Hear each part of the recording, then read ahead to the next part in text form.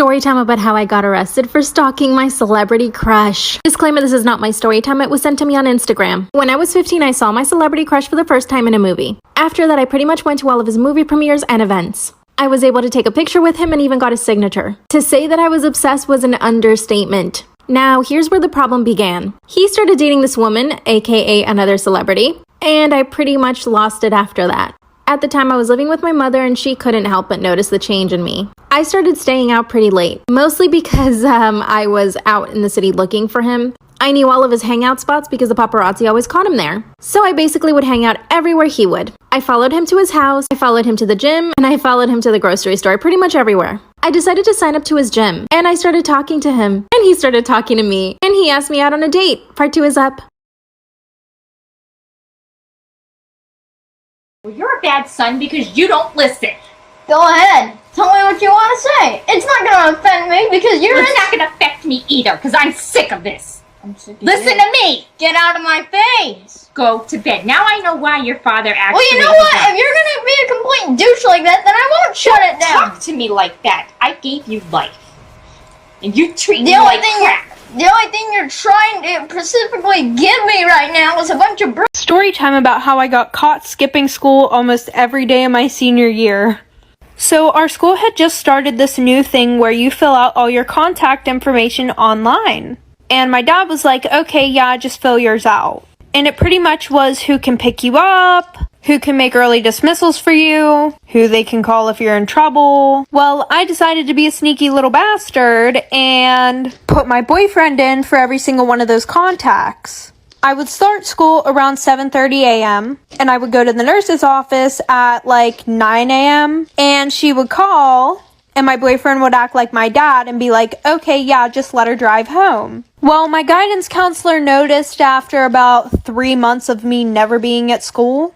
So she called the number hoping to speak to my dad. But instead she got my boyfriend. And he just thought it was a random person so he didn't act like my dad. Because neither of us knew. Like for part 2.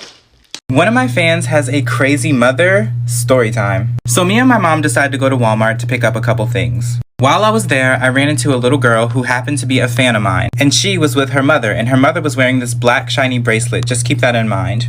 So they come up to me and they're super nice at first, and her mom's like, hey, my daughter's a big fan of yours, do you mind taking a picture with her? So of course I'm being really nice back and I'm like, yeah, sure, why not? The little girl comes over to me and she was really cute too, but she stands next to me so her mom can take a picture of us. Then her mom goes, give him a hug, sweetie. And I didn't really want to do that because of social distancing, but I didn't say anything. The little girl actually opened up her mouth and she was like, Mom, I don't think I can because of social distancing. And all I said was, yeah, it's probably best that we don't. As soon as I said that, her mom starts flipping out. She calls me a horrible person, makes her daughter unfollow me, and then they storm off. And me and my mom were just like, what?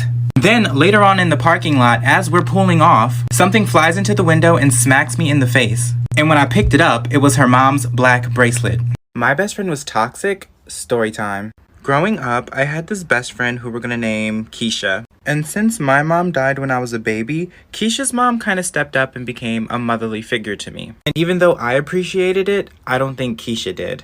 Because she would always make these rude comments like, she's not your real mom, or she doesn't love you as much as she loves me because I'm her actual daughter. And it really bothered me, but I chose to ignore it because I loved Keisha's mom like my own mom.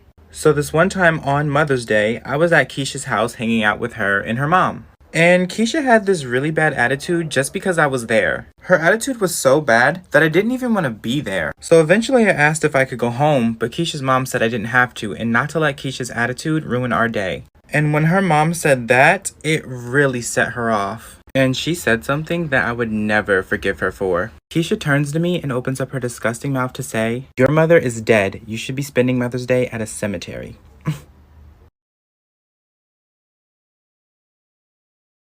Story time. So ever since I was like 8 years old, I've always gotten headache, and I don't know why. I drink water, I eat enough food, and I get enough sleep, but I still just be getting headaches for no reason. Anyways, my freshman year, someone convinced me that I had a brain tumor. I really believed it too. It was quite embarrassing. So I was doing cheer at the time, and I was getting nosebleeds like every single day, along with a raging headache. And they would always happen randomly. Like I wasn't doing anything to cause them. It just happened. So one day, in the middle of my math class, my nose just started bleeding. Before that, I had a terrible headache. And the girl that was sitting next to me told me my nose was bleeding. As I'm cleaning my nose, the girl's like, I noticed that you get a lot of headaches and nosebleeds. My grandpa had a brain tumor, and I think that's what you have. And I was just sitting there like, I guess this is how God wanted me to go out. The whole day I was stressing. Then when I get home, I start writing my mom a goodbye letter and picking out the clothes I want at my funeral. Then I told my sister about it, and she smacked me upside the head and called me stupid.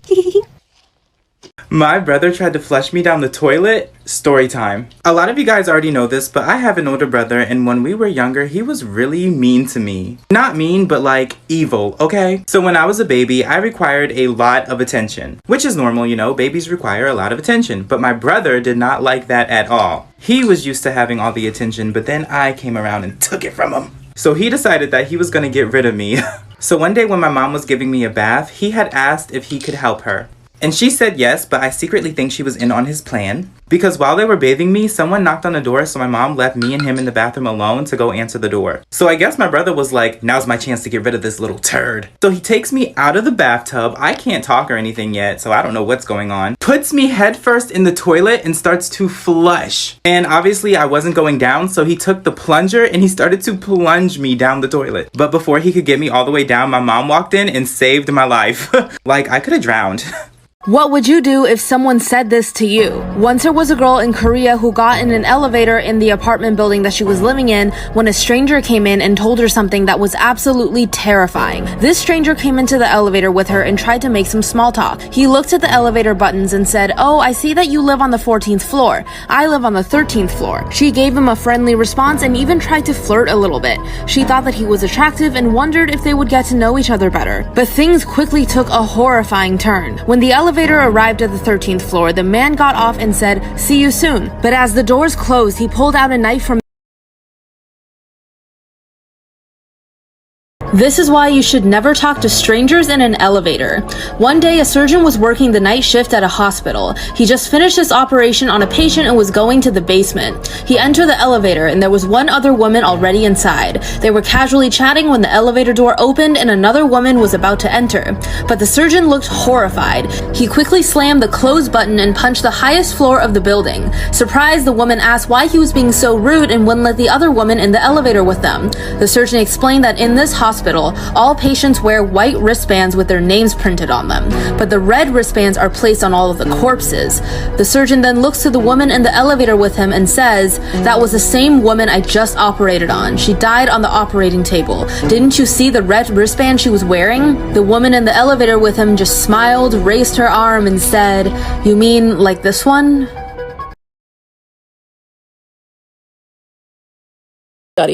Her total comes up to probably between $700 to $900. It was expensive. My manager is at the register next to me, talking to me on the walkie. "Ashley, make sure you get that ID. Don't matter what she's using, make sure you get that ID." So I ask her for the ID because she's paying credit. "Why do you need to ask for my ID? Just take it, run it." I'm like, "No ma'am, I'm sorry, I need your ID for the purchase." She starts to raise her voice at me. My daughter Savannah is the CEO of faking illness to get out of school. So when she does not feel like being there, she will go to the nurse's office and complain to them that she is really not feeling good so that they call me and I have to go get her. Well, one day after this happens, I walk into the administrative office and everybody is really concerned because Savannah is sitting in a chair like so dramatically like, "Hi, Mom."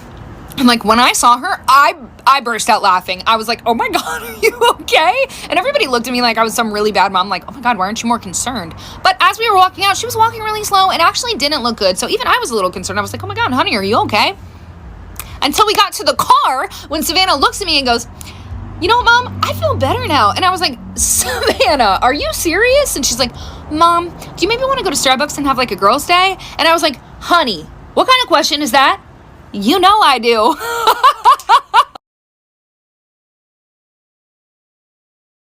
This is the time my mom faked her death so she didn't have to take care of me and my siblings. Yes, this girl really faked her death. So at the time, I was 5 and my little brother was 3. It started off with my mom saying that she didn't feel well and she couldn't pick me up from school, so the bus would have to take me home. Well, a few months after, she started getting picked up from our house by this black car. She said that car was picking her up because of her so-called doctor's appointments. And she wasn't able to drive herself because she was too sick. Well, one day when this car came to pick her up, she never came home. Me and my little brother were sitting around for a couple days waiting for her to come home, but she never came home. And we were young, so we didn't do anything. Eventually, my aunt came over to our house and told my little brother and I that our mom had passed away and that she was cremated and they kept the ashes. So our aunt started taking care of. I was engaged to the love of my life, but my sister met up with me and begged me to break it off. She said I had to leave him because they were in love. And he was just too afraid to break up with me because he didn't want to hurt me or my family. When I confronted my fiance about my stepsister's accusations, he straight up denied it. He said she's been trying to come on to him for some time and he never mentioned it because he didn't want to ruin our relationship. He begged me not to believe her and so we continued how we were. My stepsister grew resentful and made nasty comments about how I was forcing a man who didn't even love me to marry me because I had low self-esteem. A month later, I get a text from my sister. It's a video of her and my fiance sleeping